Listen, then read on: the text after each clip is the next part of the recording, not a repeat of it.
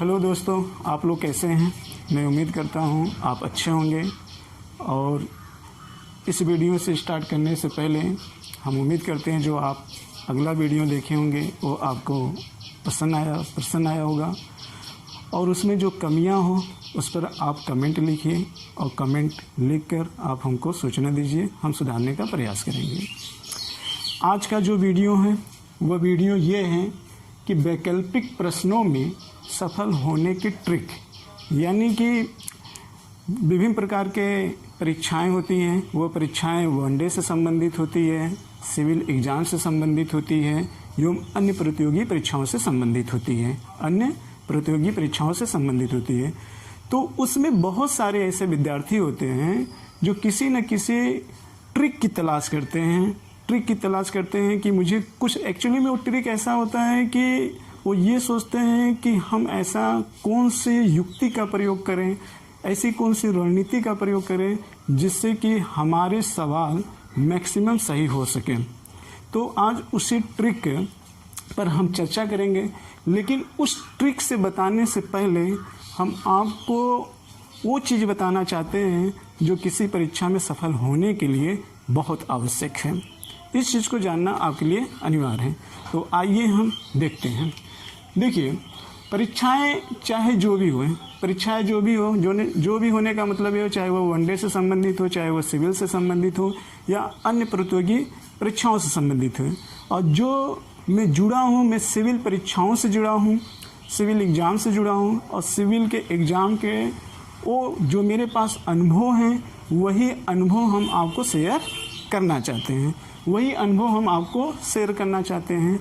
और हम उम्मीद करते हैं जो विद्यार्थी वनडे एवं अन्य परीक्षाओं से जुड़े हुए हैं, जिनको वैकल्पिक प्रश्नों से होकर गुजरना पड़ता है, वह आज हमारे बताए हुए ट्रिक से प्रेरणा ले सकते हैं। और ये निश्चित रूप से यह प्रेरणा वनडे एग्ज़ाम एवं अन्य प्रतियोगी परीक्षाओं के वैकल्पिक प्रश्नों में भी दिखाई पड़ेगी। तो प्रेरणा, देखिए, प्रेरणा एक बहुत बड़ी चीज़ होती है। प्रेरणा कह सकते हैं कि प्रेरणा एक बहुत बड़ी चीज़ होती है। प्रेरणा का मतलब ये होता है कि हर किसी व्यक्ति में वो चीज़ ज़रूर होती है जो कहीं ना कहीं हमारे ज्ञान में ग्रोथ करती है। चाहे वह व्यक्ति हमारा शत्रु ही क्यों ना हो, चाहे वह व्यक्ति हमारा मित्र ही क्यों ना हो, चाहे वह हमारा भीड़ ही क्यों ना हो, भीड़ भी हमको प्रेरणा देती है। भीड़ का अर्थात ये है कि जो हमारा समाज ना हो, यानी कि भीड़ हम उसे कहते हैं जो हमारा समाज न हो, उसे हम भीड़ कहते हैं।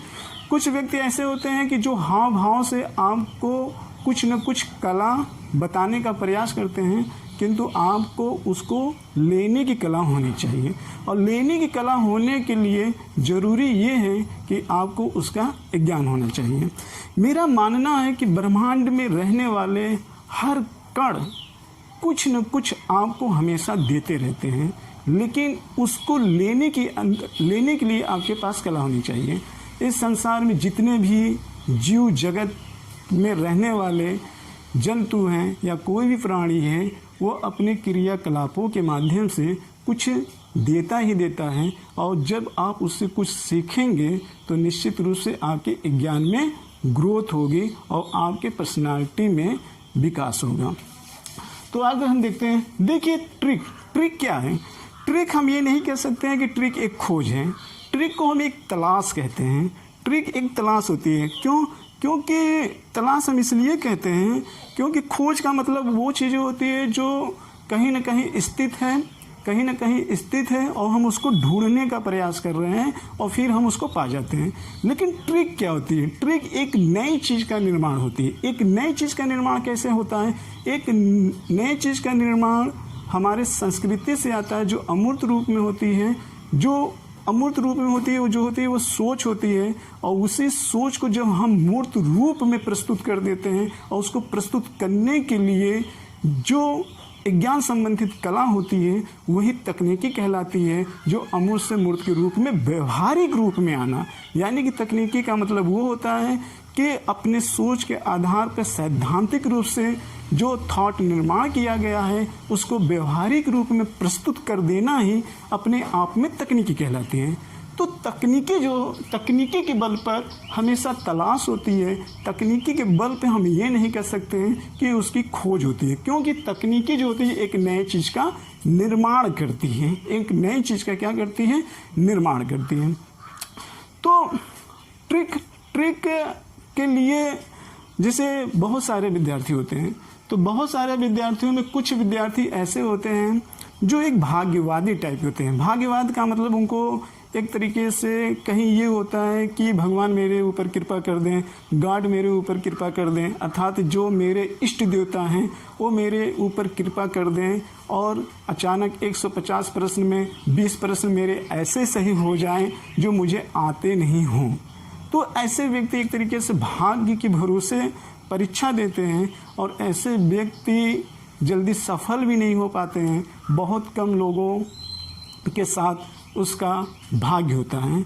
ईश्वर आपके प्रलोभन पे नहीं आते हैं। ईश्वर आते कैसे हैं? प्रेम के बल पे आते हैं। और ईश्वर प्रेम किससे करेगा?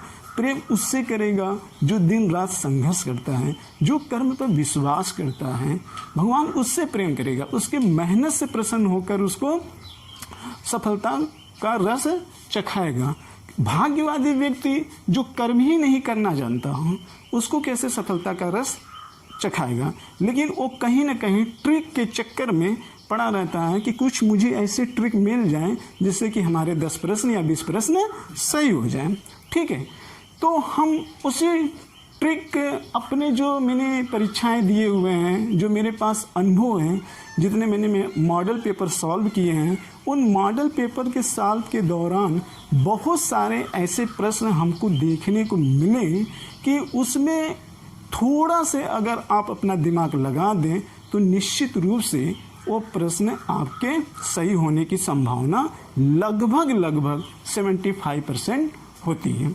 ऐसे ढेर सारे प्रश्न के विकल्प होते हैं। वो सारे विकल्प हम अभी आपके सामने रखेंगे, लेकिन उसके पहले हम कुछ आपको ऐसी चीज़ बताना चाहते हैं जो आपकी सफलता के लिए बहुत ही अनिवार्य है और उसको समझना भी ज़रूरी है, क्योंकि हर जगह ट्रिक काम नहीं आती है। हर जगह ट्रिक काम नहीं आती है। असली ट्रिक वही होता है जो खुद के द्वारा निर्मित किया जाता हो, खुद के द्वारा उसमें रुचि हो और खुद के द्वारा उस पर अच्छा प्रयास हो, वही आपका अपना होता है। किसी दूसरे की ट्रिक लेकर हो सकता है कि आप कुछ क्षण के लिए, कुछ समय के लिए, कुछ पल के लिए उस चीज़ में सफल हो सकते हैं, लेकिन आप पूर्ण रूप से अपने व्यक्तित्व का विकास नहीं कर सकते। ये मेरा मानना है। लेकिन हम ट्रिक देंगे। ट्रिक हम इसलिए देना चाहते हैं क्योंकि हमारे बहुत ढेर सारे भाई और बंधुत्व लोग हैं, परीक्षा दे रहे हैं, जो अनुभवी लोग से, एक तरीके से अनुभवी लोग से नहीं मिले हुए हैं, या उनके पास उस तरीके का उतना इकोनॉमिक स्तर ऊंचा नहीं है जिससे वो बड़ी बड़ी कोचिंगें जा सके और वहाँ के गुरुओं से अनुभव की प्राप्ति कर सकें। इस वीडियो के माध्यम से हम वो अनुभव आपको देना चाहते हैं और निश्चित रूप से ये आपको फ़ायदा होगा और निश्चित रूप से ये आपको ट्रिक आपके मनोबल को भी बढ़ाएगा। ये मेरा ऐसा मानना है और इस चीज़ को मैं सिद्ध करने का पूरा प्रयास करूंगा कि अगर आप एग्ज़ाम हॉल में यदि वैकल्पिक प्रश्न सॉल्व कर रहे हो तो अगर ये ऐसा आप करोगे तो निश्चित रूप से मैं फिर कहता हूं कि लगभग 75 के आसपास सफल होने के चांस हैं। लेकिन ध्यान रखना, वो ट्रिक्स को फॉलो करने के लिए मेरे एक बात को आपको लागू करना होगा और वो चीज़ें मैं यहाँ पर ये साबित कर दूँगा कि अगर आप ऐसा करेंगे तो निश्चित रूप में आप सामान्य लोगों की अपेक्षा कम से कम 10 और 15 प्रश्न के बीच एक्स्ट्रा प्रश्न सही करके आएंगे। और सफल होने के लिए एक प्रश्न के उत्तर बहुत मायने रखते हैं और असफल होने के लिए भी आप कह सकते हैं कि एक प्रश्न के उत्तर बहुत मायने रखते हैं।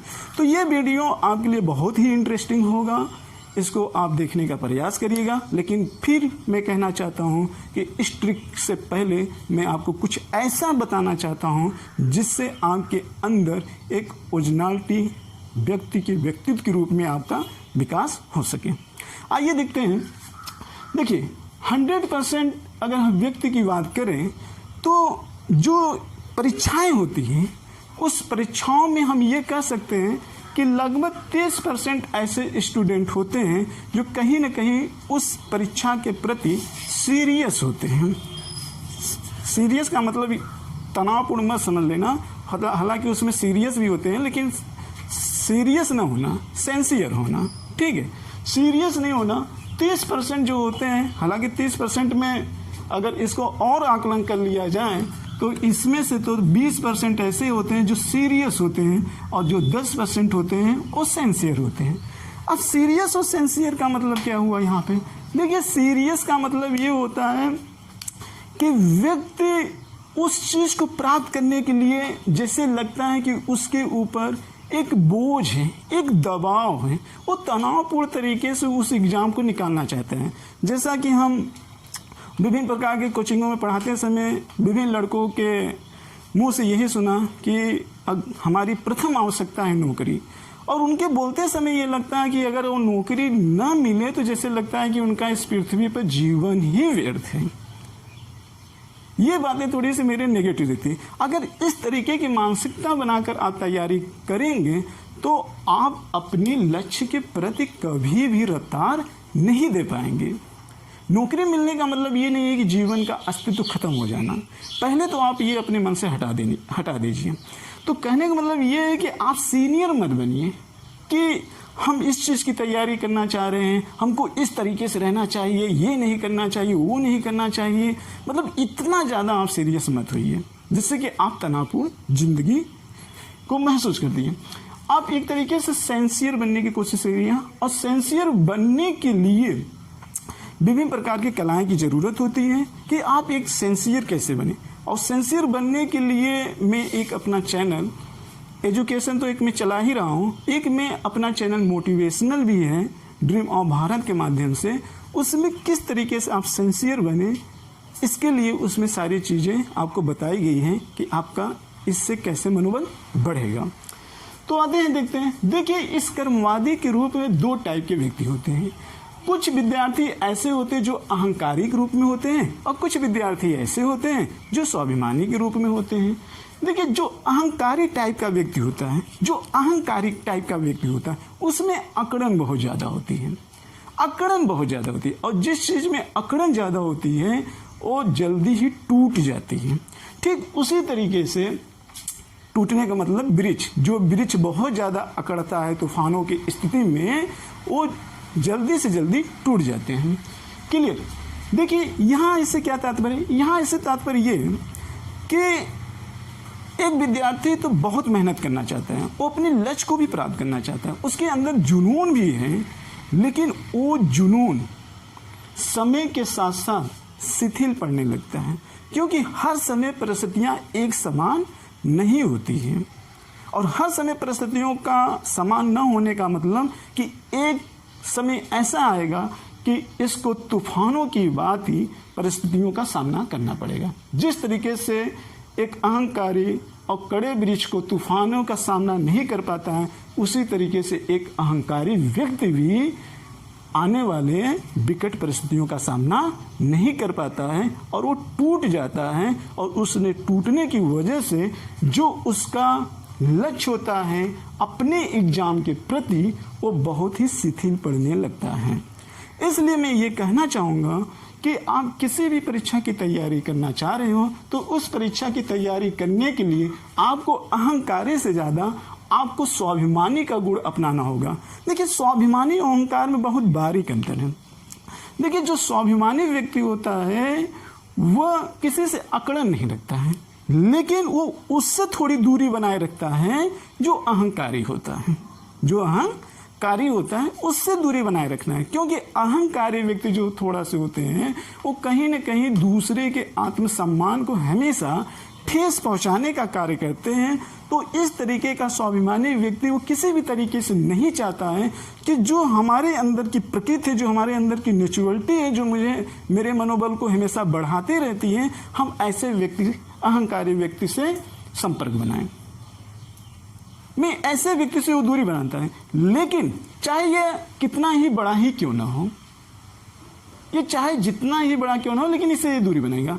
लेकिन वही दूसरी तरफ चाहे जितना भी कोई छोटा व्यक्ति हो, उससे संपर्क को बनाएगा, बट उसके अंदर अहंकार की भावना नहीं होनी चाहिए। लेकिन ये स्वाभिमान का गुण किसके अंदर आएगा? ये स्वाभिमान का गुण उसके अंतर्गत आएगा जो एक तरीके से सेंसियर होगा, एक तरीके से सेंसियर होगा। और सेंसियर की अनुभूति किससे होगी? सेंसियर की अनुभूति प्रेम आ जाने से होगी। और प्रेम कैसे आएगा? कला के आने से होगा। और कला कैसे आएगा? ज्ञान के आने से होगा। और ये ज्ञान आपको बताएगा कौन? ये ज्ञान वो बताएगा जो इस परीक्षा संबंधित में आने वाले प्रश्नों और समाज के अनुभवों को झेला हो, वो आपके अंदर अधिक से अधिक एंटीवायरस डाल सकता है, जो विभिन्न प्रकार के आर्जक तत्वों से लड़ने की क्षमता पैदा कर सकता है, ताकि आप अपने आप को गति प्रदान कर सको। देखो, स्वाभिमान व्यक्ति, जो स्वाभिमानी व्यक्ति होता है, तो उसके अंदर एक तरीके से कहीं ना कहीं प्रेम की भावना आ जाती है। और जिस विद्यार्थी के अंदर प्रेम की भावना होती है, उस विद्यार्थी के चेहरों पर एक तेज की तरह होता है। उस विद्यार्थी के चेहरे पर एक तेज होता है। और हमेशा जो गुरु होता है, वो अपने उसे विद्यार्थियों के तरफ थोड़ा सा झुका रखता है जो जिस विद्यार्थी के चेहरे पर तेज होता है। आप भी हैं, ये मानव का स्वभाव है भाई, ये एक मानव का स्वभाव है। हमेशा इंसान मुस्कुराते हुए चेहरे को पसंद करता है। आप बताइए, क्या आप उदास चेहरे को पसंद करेंगे? नहीं पसंद करेंगे। हमेशा इंसान खिलते हुए फूल का स्वागत करता है। क्या वो कभी मुरझाते हुए फूल का स्वागत करता है? आप मुझे बताइएगा। हमेशा इंसान उगते हुए सूरज का सम्मान करता है। क्या कोई डूबते हुए सूरज का सम्मान करता है? नहीं करता है। स्वभाव से कोई नहीं करता है। लेकिन मैं कहता हूं कि करना भी चाहिए। अगर आप बच्चे के जन्म पर खुशी होते हैं, मिठाइयां बांटते हैं, और कोई आपका अपना आपसे दूर चला जाता है, और एकदम से दूर चला जाए, तो ऐसे स्थिति में आप उसकी पूजा करते हैं। अब आप बताइए कि पैदा होने पे जो खुशी की अनुभूति होती है और फिर एकदम से दूर जाने की जो अनुभूति होती है, दोनों में आस्था किधर ज्यादा है? विचार करिएगा इस पर। अगर आस्था किस पर ज्यादा होगी? तो इसीलिए मैं कहता हूं कि उगते हुए सूरज का सम्मान करते हैं तो फिर डूबते हुए भी सूरज का सम्मान करना चाहिए। अगर आप खिलते हुए फूल का स्वागत करते हैं तो मुरझाते हुए भी फूल का स्वागत करिए। अगर आप खिलते हुए चेहरे से प्रेम कर रहे हैं तो उदास होने वाले चेहरे से भी प्रेम करिए। इस तरीके का गुरु चाहिए। यानी कि गुरु खिलते हुए चेहरे को भी देखे और उदास चेहरे को ही भी देखे। तो इस टाइप का जो गुरु होगा, जो विद्यार्थी होगा, उसी के अंदर वो कला है जो किसी को प्रेरित कर सके आगे जाने के लिए, आगे जाने के लिए प्रेरित कर सके। तो आज जो मैं आपको ट्रिक बताने वाला हूं, वो कहीं ना कहीं आपको अपने एग्जाम के प्रति एक मनोबल का एहसास कराएगा। हालांकि आज हम सिर्फ ट्रिक पे चर्चा करेंगे, लेकिन जीएस से संबंधित history, geography, general science, economy, संविधान, करंट, स्पेशल स्टेट इत्यादि जैसे विषयों पर भी बहुत ही रणनीति के साथ आपके सामने विषयों को प्रस्तुत किया जाएगा।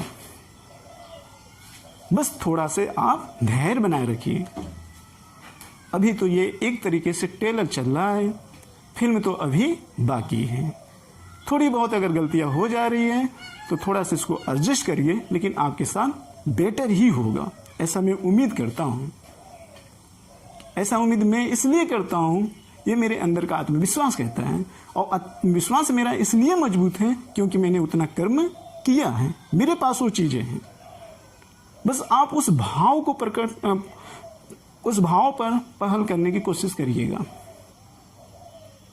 ठीक, तो मैंने ये कहा आपसे कि आप स्वाभिमानी बनिए, अहंकारी मत बनिए, क्योंकि अकेला चना कभी भाड़ नहीं फोड़ता, नहीं फोड़ता। और ये कहावत सत्य है। जब ये कहावत सत्य है तो फिर आप इसको अपनाते क्यों? और आप हमेशा ये चीज पढ़ते चलते आ रहे हो, फिर क्यों इसको छोड़ने में इतना देर क्यों नहीं छोड़ पाते हो भाई? क्यों नहीं छोड़ पाते हो?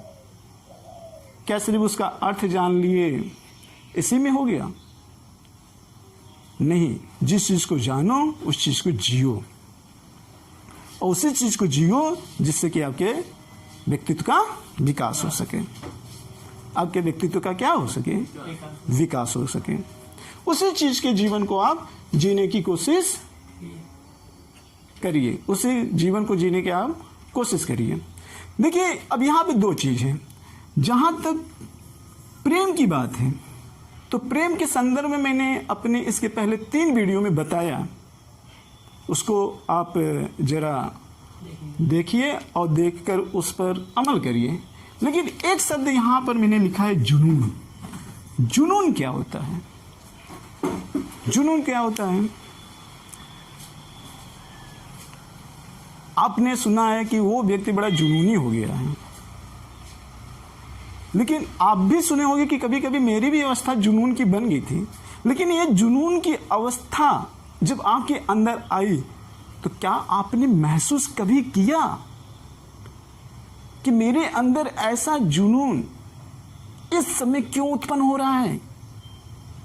जुनून का मतलब ये होता है कि किसी लक्ष्य के प्रति या किसी के प्रति अपनी 100% एनर्जी लगाने की पूरी कोशिश करना, पूरी ताकत लगा देना। जुनून का मतलब वो होता है, यानी जिस चीज के प्रति आपका जुनून हो उसके अलावा आपका सोच कहीं दूसरी जगह न जाए। इसका मतलब उस लक्ष्य पे पूरी तरीके से अपने आप को एकाग्रचित कर लेना, एकाग्रचित कर लेना। अहंकारी भी जुनूनी होता है, वो भी अपने आप को एकाग्रचित कर सकता है, लेकिन उसकी सबसे बड़ी कमी क्या होती है? उसके अंदर का प्रेम का न होना, प्रेम का न होना। लेकिन स्वाभिमानी टाइप का जो व्यक्ति होता है उसके अंदर सबसे बड़ी अच्छाई क्या होती है? प्रेम का होना। इसलिए इस कर्मवादी की श्रेणी में ज्यादातर सफल होने के चांसेस जो होते हैं उस स्वाभिमानी टाइप के व्यक्ति होते हैं। और ये गुणात्मक यानी कि मात्रात्मक और गुणात्मक रूप से जितना ज्यादा वृद्धि होगा, जितना ज्यादा वृद्धि होगा उसके व्यक्ति के व्यक्तित्व का उतना ही ज्यादा विकास होगा, उतना ही ज्यादा विकास होगा। और इसके विकास के लिए, क्योंकि इसके पास एक शक्ति है भाई, प्रेम, जो खींचती है लोगों को, क्योंकि मानव का स्वभाव है कि हमेशा खिलते हुए फूल का स्वागत करना। और मैंने जैसे पहले ही कहा है कि प्रेम वो चीज होती है जो इंसान की सोच को बदल सकती है, और ये सोच किसी भय या पैसे के कारण कभी नहीं बदली जा सकती है। आपका वो प्रेम है जो आप अपने प्रेम से मेरे अंदर की वो सारी चीजें निकलवा सकते हैं जो आपके लक्ष्य के लिए जरूरी है। वो मेरे सारे अनुभव को आप प्राप्त कर सकते हैं, सारे अनुभव को प्राप्त कर सकते हैं। लेकिन कौन देगा? देने वाले के भी अंदर प्रेम की भावना होनी चाहिए, और लेने वाले के भी अंदर प्रेम की भावना होनी चाहिए। दोनों का तालमेल बैठना चाहिए। लेकिन ध्यान रखना, प्रेम में बड़ी शक्ति होती है। अगर आपके अंदर प्रेम की कला आ गई और आप जिससे लेना चाहते हो, अगर वो देना भी नहीं चाहता है, तब भी आप उसके हाव भाव, उसके दिनचर्या को देखकर आप कुछ न कुछ उससे जरूर प्राप्त कर लोगे, जरूर प्राप्त कर लोगे। बस सिर्फ उसके एक्टिविटी पर आपको विश्लेषण करना होगा। बहुत सारे हमारे संसार में, हमारे पर्यावरण में बहुत सारे ऐसे जीव हैं जिनकी भाषा तुम नहीं समझ पाते हैं, लेकिन उनके हाव भाव एवं पर्सनालिटी के आधार पर हम उन मनोभावों को समझ जाते हैं और उन्हीं मनोभावों को समझकर हम अपनी चेतना में लाते हैं जो अमूर्त रूप में होती है, और उसको अपने सोच के माध्यम से केमिकल एक्सचेंज करके हम उसको एक तकनीकी के माध्यम से मूर्त के रूप में लोगों के अंदर संचार करते हैं, लोगों के अंदर संचार करते हैं। लेकिन ये कौन व्यक्ति करता है? जिसके अंदर प्रेम होता है। दूसरे के सीखने की कला, दूसरे से सीखने की कला उसी के पास होगी जिसके पास प्रेम होगा। वही अपने ज्ञान का ग्रोथ कर सकता है, वही किसी को दूसरे को दे सकता है। लेकिन अहंकारी व्यक्ति ना किसी से ले सकता है, ना किसी से दे सकता है। क्लियर? तो ये चीज आपको ध्यान में रखना होगा निश्चित रूप से। एक बार हम देख लेते हैं हमारा टॉपिक क्या है, वैकल्पिक प्रश्नों पर सफल होने के ट्रिक क्या है। और मेरा जो अनुभव है वो सिविल एग्जाम के प्रति है। तो जीएस को सॉल्व करते हुए वैकल्पिक प्रश्नों में जो मेरे पास अनुभव हुआ, उसी अनुभवों को हम आपको शेयर करना चाहते हैं और इसका फायदा अन्य प्रतियोगी परीक्षाओं में उठाया जा सकता है, जिसके लिए ये तमाम प्रकार की मैंने आपके सामने पृष्ठभूमि प्रस्तुत की है। तो इसी के आगे हम अगले पार्ट में देखते हैं कि किसी वैकल्पिक प्रश्न को सॉल्व करने के लिए किस तरीके से ट्रिक का इस्तेमाल किया जाए। क्लियर?